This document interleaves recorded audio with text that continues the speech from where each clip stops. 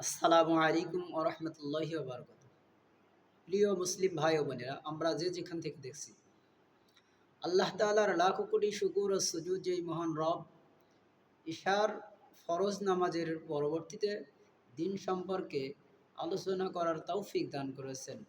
এই জন্য আল্লাহ তাআলা দরবারে লাখো কোটি শুকর, আলহামদুলিল্লাহ। আজকের আলোচ্য বিষয় হলো, আমরা নামাজ অথবা নামাজের বাহিরে মুখ থেকে হাই ওঠে, এই হাই সম্পর্কে আল্লাহ রসুল আকরাম সাল্লাল্লাহু আলাইহি ওয়াসাল্লাম বলেন, বুখারী শরীফের ৬,২২৬ নম্বর হাদিসের রাওয়ায়াতের ভিতরে বলেন যে শয়তান হাই ওঠার সময় মুখের ভিতরে প্রবেশ করেন।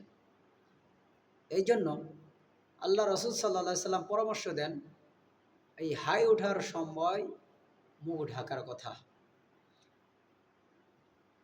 হাই উঠলে মুখটা ঢাকা, এভাবে মুখটা ঢাকা, ডান হাত অথবা বাম হাত দিয়ে মুখটা ঢাকা। এই মুখটা ঢাকার দুইটা স্রোত, এক নামাজ এবং ২ নম্বর নামাজের বাহিরে। নামাজ এবং নামাজের বাহিরে স্রোত এক, নামাজের ভিতরে এক।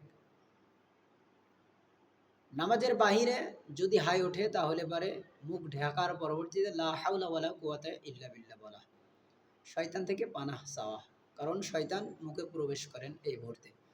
এই জন্য আল্লাহ তাআলার কাছে শয়তান থেকে পানাহ চাওয়া। ২ নম্বর নামাজের ভিতরে, এই নামাজের ভিতরে হাই উঠলে পারে এই লা হাওলা ওয়ালা কুওয়াতা ইল্লা বিল্লাহ এই দোয়াটা না পাঠ করা। এই জন্য আমরা সবাই